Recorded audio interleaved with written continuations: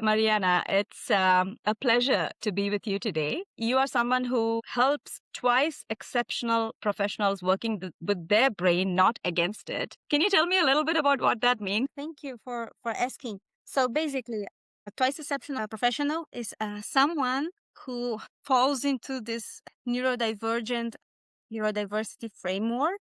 Those are people who are either early in life, and many of them late in life identify it as gifted, but also they hold another neurodivergency. Like they have like this lived experience as someone who feels like their experience could be described as someone that has ADHD, that are in the autism spectrum disorder, or dyslexia, dysgraphia, dyscalculia, and any other kind of neurodivergences. So usually those folks, I am one of them, they tend to express their experiences at work as quite challenging. In one hand, they can really explore many different edges. They are really talented. And also because they have this very specific brain wire and experience. Like, for instance, someone who is identified or diagnosed as ADHD tend to be quite creative, tend to connect different dots, but also might find challenging to deal with impulses, organization, etc., etc.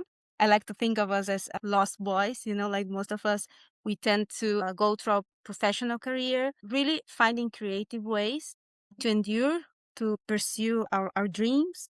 Most of those people, they are also characterized by quite strong feeling of or need for coherence, for justice, learning, and actually like the way that the job market designer makes quite difficult to perform without burnout, to find a way, like to be productive, to be self-sufficient, and not ended up quite tired and sometimes developing other mental health and sometimes even physical conditions due to this huge gap between general employee experience as is designed today and what we need, to work in our best and our natural, actually not just best mode, but in our natural mode that is a little bit different from neurotypical folks, mostly like in intensity and specific, like ways of being, perceiving the world and work. And basically, there is no neurodivergent person equal to to another one, even if we hold exactly the same diagnostic. I help them to actually understand how their unique neurotype and their past, present, and even their future experiences, how those things correlate with the ways that they have been working, they are working, and actually to find ways to work in a way that is not so taxing for them. From what you said, it seems like there are a lot of people who are neurodivergent. They are not neurotypical, but a good percentage of them have not had any kind of testing or had that kind of awareness or understanding about themselves. And the second thing that I understand is that the world has been designed for neurotypicals and the workplace especially. And when they try to fit in, it kind of creates resistance or burnout, or it depletes them more than it should because the system has not been designed to accommodate their way of thinking, their wiring, and you help them with that. Yeah. I like to say that I help them to gain, I don't know how to say this in English, like sovereignty. Sovereignty. Yeah. Over their own, like over their own way of being and over their own mental health and neurotype, their unique neurotype. Those are people who usually they perceive the world in so many like different and sometimes opposite ways, because from one side you have this experience of being like quite talented, be the one who solve problems, who can foresee problems, who can work creatively, but also you face the feeling of being a little bit sometimes alienated or don't have like work conditions that actually can encompass your needs in terms of recharging your energy, sometimes even with your rhythm. Yeah, I can relate so much to this growing up because I had my fingers in 1,000 different activities. I never had an ADHD diagnosis, but I know that I was a spirited child. I was hyperactive. I talked way more. I was adventurous and I was into a lot of things, which was unusual. I took a lot of risks. I think what helped me is I grew up in the 80s. I think I just had a lot more opportunity to explore in a physical sense. And so today, there are probably a lot of adults struggling to really understand what's going on. Why is it that they are experiencing the world differently than others, apparently? So, what brought you to this moment where you are working in this kind of scenario? It sounds like you have an experience that brought you here. As well, what is your message for someone else who's struggling, who has not had a label or anything to kind of put words to what they are feeling or experiencing? Well, my background, originally, I was one of those like quite, how can I say, unsatisfied psychologists that I was like questioning everything. So I'm originally from Brazil, based in Spain. So I also have like this migration background. I used to work with kids in creative projects. So just like a few years, I ended up directing the organizational development department. And one of the areas was human resources. I was super unsatisfied, questioning everything. So I changed again my career. That is something that is quite normal among twice exceptional people. I started to work in the field of innovation and design. I tried to implement an employee experience co-design framework, quite typical for those who are listening to us. We love, like very hard causes and missions, like impossible missions. I think we could be called Tom Cruises because we love those missions. After 2 or 3 years of working a lot, I ended up in a state of burnout, and this brought me finally to a neuropsychologist evaluation assessment. That's when I received my diagnosis. It was like 3 years ago. I was 38 years old. So during the last 3 years, I started my own small co-design studio. I worked with different companies from different sizes. I came back to the psychology as a student, as a researcher, and trying to integrate this neurodivergent, neurodiverse, neuro-inclusive way of working to everything that I was doing, from workshop facilitation, design projects, gamification, everything literally. I am teaching in different universities, employee experience design, but I couldn't help talking about my own journey. So it's been like already 2 years since I formally incorporated neurodiversity into my work. Last year, I got certification as an ODHD coach, and also got into a postgrad studies for giftedness and twice exceptionality, and to this framework that I'm working now. It's not a diagnosis. It's a work-based assessment, a neuroaffirmative, science-based assessment that covers three areas: burnout and the specificities for neurodivergent folks, giftedness, and spiky profiles for neurodivergent people, and then follow up with coaching. I think what brought me here, curiosity, probably a lot of my neurodivergent characteristics, as I mentioned. Yeah. So you were 38 years old when you were diagnosed, right? Yeah.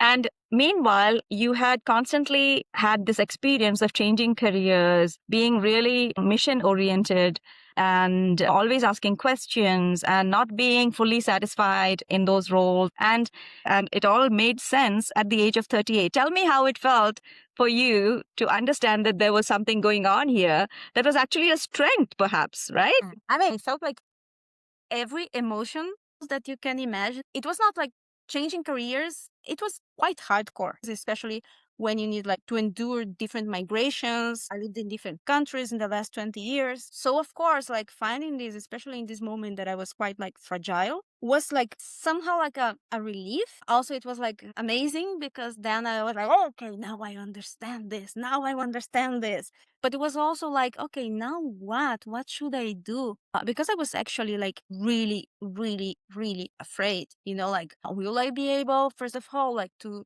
recover from burnout? Will I be able to live the dream? you know, will I be able to support myself and my family? Yes, it was difficult, but it was also amazing because I could really find, and I am still like finding, and most of all, I'm like building different answers and different things. And I think that's what it's all about. If someone is facing this experience now, it's normal that you're feeling so many feelings. Try to find some help. Try to like to share with the people that you appreciate. And I think like actually people who know other people who are going through this journey actually are the people who need more awareness, because it's something, right, in your life. It makes you look back and reassess so many things, if not all.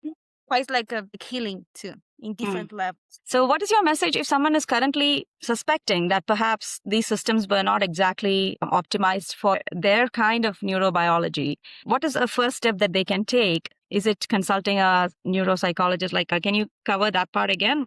Yeah. So I went to a neuropsychologist, of course, but one thing like we cannot leave out of this conversation. I had and I still have so many privileges, right? So this journey doesn't affect people on the same way according to so many aspects. So right now there's like this huge debate about self-diagnosis, identification. When we talk about neurodivergency, now we have a temptation to consume so many contents online. So I would say, first of all, reading.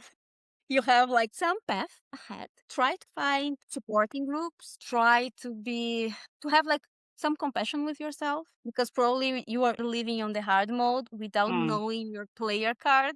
And now you need to, okay, it was the hard mode, but now it's time for you to know your player card. Look for a professional, not just a professional, but also neuroaffirmative, valid assessment. Look for the right professionals. If you cannot access those professionals, like a neuropsychologist, for instance, I think in my experience, those are like the best professionals that you can go for a diagnosis. But it tends to be quite expensive. So fight for your rights. Like go to your GP.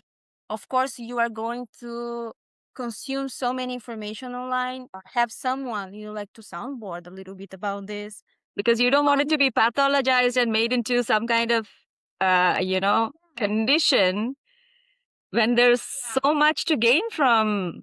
Let me find like a valid science-based screening tools that they are available online. Like go for the right ones from official bodies, right? Do those screenings. Go to your GP. Ask for like some kind of a consultation with a specialist. Take care of yourself. Like yeah, that's the main message.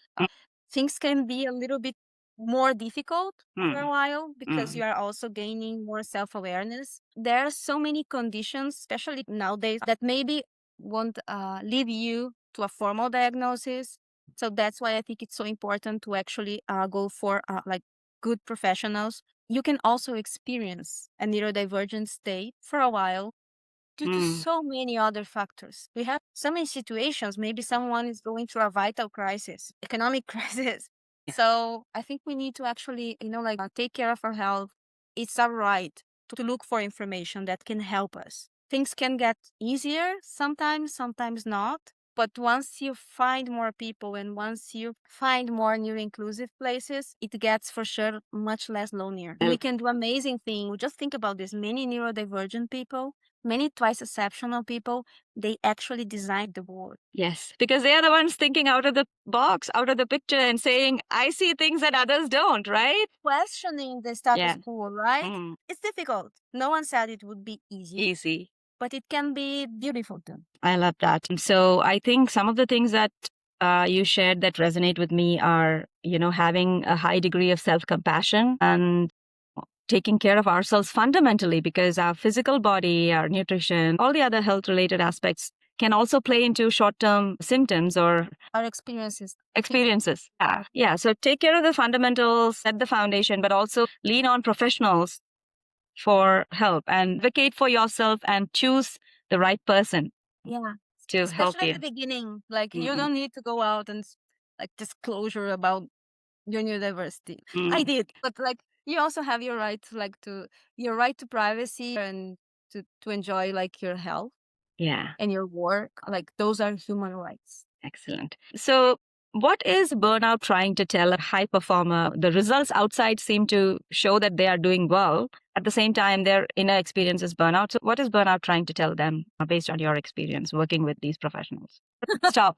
I mean, that's for me like the first thing that burnout is saying to people is just like stop, reassess, like look inside, look outside, rethink the way that you're working, rethink the way that you're living, rethink your choices. I know it's, again, easy to say. Each one of us have different experiences, right? Yeah. So apart from this, you're also interested in conferences, workshops, and helping people to create meaningful, connected workshops that the results last longer than the workshop hours. So can you quickly touch on that? So basically, I really help people to understand what they need from this meeting, from this workshop, this training, what participants need, and from which point of view and from their own traits. Remember, I'm all about working with more authenticity and finding your own way of working, in this case, your own way of facilitating. So I help people to plan, to design those sessions, and I also coach them on facilitation in a way that it isn't either, like against their own way of being, of working, of presenting. It is aligned with their projects, but also in a way that is as much inclusive as possible. Wow, I love that. You're sharing things that a lot of us do not hear as a norm. So I think it's important for people to hear this. Why, in this day and age, is this work so important? Alignment, as well as creating workshops that participants can really connect to. What is it about this day and age? You just need to look at the newspaper every day. I think we are talking so much about AI, but we need so much, like HI today. We need to be able to build, create, to co-design, like things that matter, things that somehow are, if not restorative, regenerative. I think we need to create things that actually can be sustainable in all aspects, for the people, for the planet. I think we are now living in an era where our experience is so disconnected, but also kind of feeling that we are connected. We have a third war going on. Like, what is going on? Like, our planet doesn't have more the environment. It's saying to us, you need to change the ways that you're doing. And I think change starts when people are able to work together, to get to a mutual understanding, to respect each other, to co-design things, to research things. This is all about being able to be together as a group. So what do you think human beings are seeking the most these days? Everything is available online, right? So what is it that a workshop provides that you design? Belonging, totally belonging. People are really looking for belonging. And I also recollect that before this, you mentioned loneliness as one of the things that neurodivergent folks experience in their situations.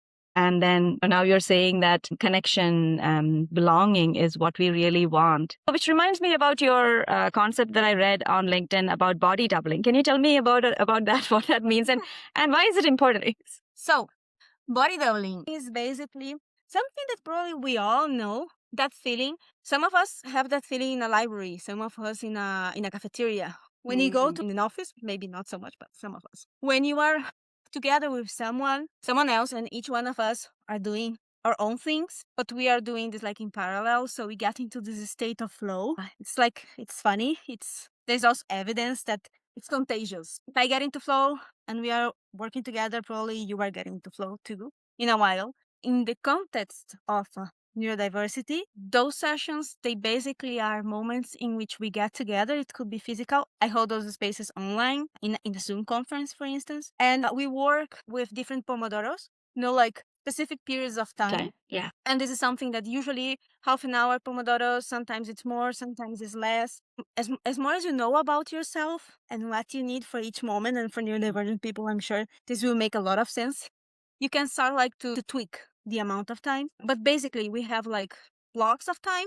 In between, we have small rests. So we are able to remember that we need to drink water. We sometimes need to stretch. We need to go to the bathroom, whatever. And then at the beginning, it's super important that we say, what do we want to do, achieve? It will help us to understand also, for instance, with ADHD, we kind of have this, we are blind to time. So once you start to work like this, it changes so much. So one thing that is quite important to body doubling is at the beginning, we say, what do we want to do? If we don't accomplish, that's not the point. The point that we guide the brain. In between each break, we decide what we want to do with that amount of time. And it really helps us to stay on track. If we don't stay on track, it helps us to see that, okay, that's okay, nothing happens. It's natural that we lose focus. It helps us to actually, in this specific time frame, and in this psychologically safe environment, it actually helps us